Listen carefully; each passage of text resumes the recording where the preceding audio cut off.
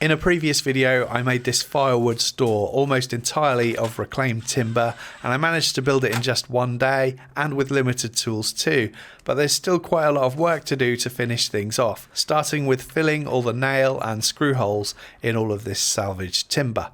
The filler I'm using here says it's suitable for exterior use. Whether it stands the test of time or not, we will see, but it's going to be protected with a layer of finish anyway, so that should help.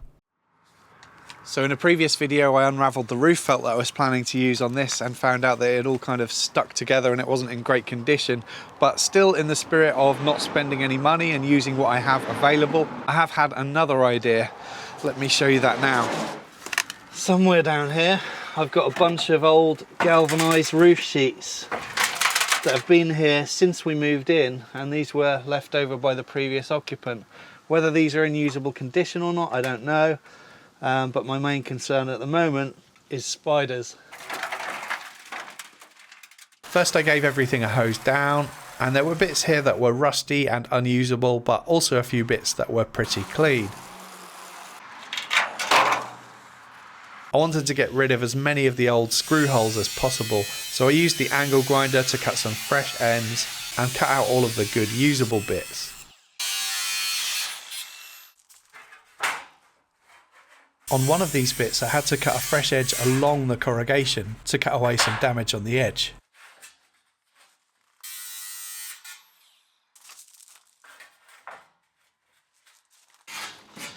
I've got to say I am well chuffed with that. I think these tin sheets have got loads of character and I think it's going to look really good. I'm starting to think though there might be a good idea to add the felt as well underneath the tin sheets, mainly just to help protect the end grain of the OSB around the edges from getting wet. Also I'm going to need to pop out and get some roofing screws so that I can fix these sheets down. So using the felt underneath the tin sheets seemed like a good idea to make use of it and also protect the OSB end grain. And I already had a jar full of clout nails ready to secure the felt in place to the battens on the roof panel. And the damage on the felt won't be seen once the tin sheets are installed, so it seemed like a win-win, and it's nice that those tin sheets won't end up in landfill either. I'm using my knife as a spacer here just to space the nails apart equally. Then I got all the excess filler sanded away. I brushed away all of the dust and got a first coat of stain on the frame. This colour is called Willow, and I'll leave a link to it in the description box below.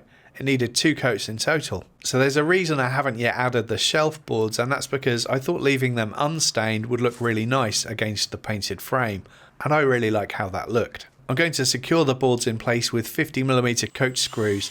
These don't have countersunk heads, but as this is a firewood store, the heads protruding isn't really going to be an issue for me. For the tin sheets I'm just going to overlap them by 1.5 corrugations, which should stop any water ingress. And I went and bought some roofing screws which have these rubber washers to keep them watertight. And these are self-tapping, however I found it easier just to pre-drill through the metal and then allow the screw to self-tap into the OSB.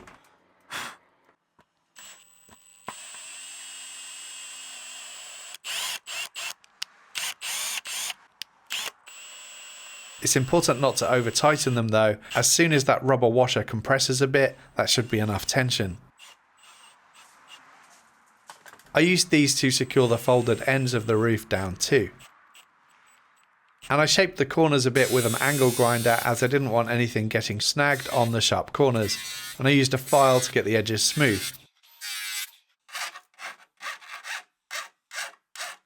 This video is sponsored by Tradify, a mobile and desktop app designed specifically for busy tradespeople. It's designed to take all of the hassle out of boring admin work, freeing up your time so that you can concentrate on doing the work that you want to do, or just relaxing, like this. You can use it to manage incoming inquiries, issue and track invoices, productivity and financial reporting, and loads more. And you can get a free 14-day trial at the link in the description box below. Plus, if you use my promo code RAGANDBONE at checkout, you can get 50% off for 3 months once the trial expires. Thanks, Tradify. So interestingly, I really liked the look of this salvaged tin roof before this was painted, but now it's painted, I actually don't like how it looks at all. But it's kind of too late to do anything about it now, so I'm just going to have to live with it, and maybe I'll replace it at a later date. I don't want the log store just to be sitting on gravel because the end grain of the legs is then just going to soak up loads of moisture from the floor. And what I'd like to do is actually build a concrete slab for this to sit on, but I don't have time for that, so I'm just going to have to fudge something together for now. I've bought some of these screw-on plastic feet from Amazon, so these will lift the bottom of the log store up by about 6 millimeters off the ground. And at the top of my garden, which is a bit of a dumping ground at the moment, as you can see, I've got some of these slabs left over from when I did the patio last year. So these should be good to temporarily sit the log store on top of until I've got the time to come up with a better solution. I really like these Milwaukee right angle impact driver attachments for adding screws in tight spaces. I'll leave a link to this in the description box below. It means that I can add these screw-on feet without having to tip the now very heavy firewood store over on its back. And I added 2 feet on each leg, which should be able to support the weight nicely. And because I didn't paint the bottom of the legs, I'm just going to dip them a few times and let that end grain soak it up. I popped the first slab down just to see how level the ground was, and it wasn't level at all, so I'm just going to use some leftover building sand to get it sitting as level as I can get it. As a temporary solution before I find time to lay a nice concrete slab, this should do fine.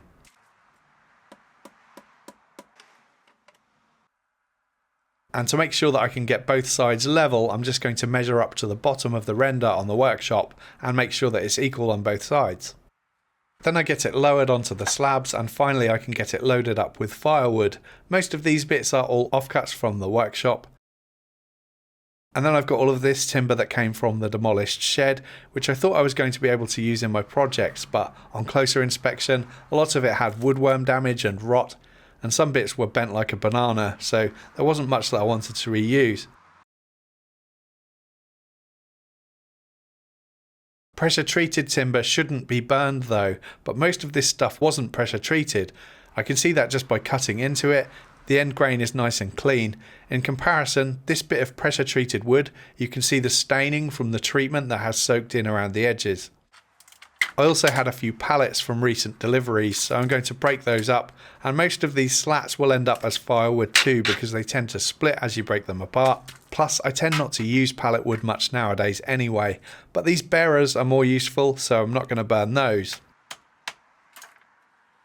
I thought it'd be good to get a water butt too, so that I can use rainwater from the roof of my workshop instead of using tap water all the time. It was pretty cheap and it holds 100 litres. I just need to drill a 28mm hole and add this fitting that the pipe just pushes onto.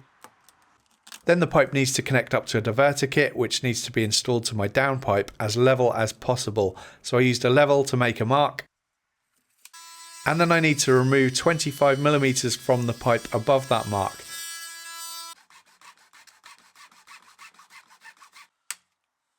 At that point the diverter thing gets manoeuvred in place.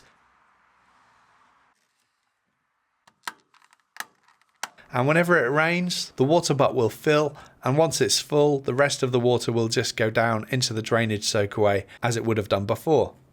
These projects where you have to be resourceful and use up things that are laying around are always my favourite, and I really enjoyed this one. As explained in the previous video, it was a project that I needed to get done quickly because we're about to have lots of scaffolding erected around the bungalow, as it needs a new roof, which partly explains why I didn't want to spend much money on this project, because new roofs are not cheap. In total I spent just under £50, £27 for timber on the gravel boards for the shelves, £10 on roofing screws, although to be honest I only used about a quarter of the box, and £10 on the stain. Everything else was either salvaged or left over from past projects, and it took about 2 days to complete. Oh, and one more thing, I managed to injure my back during the first day of this project, and I caught that moment on camera, so I thought I'd show you so that you can all have a laugh at what an idiot I am.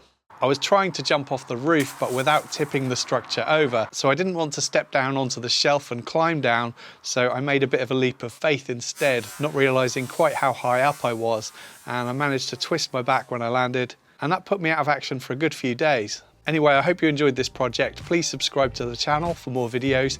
If you'd like to get early access to my videos, exclusive content, free project plans and cut lists, and a named credit at the end of my videos, you'll find links to my Patreon and YouTube channel membership in the description box below. Thanks for watching.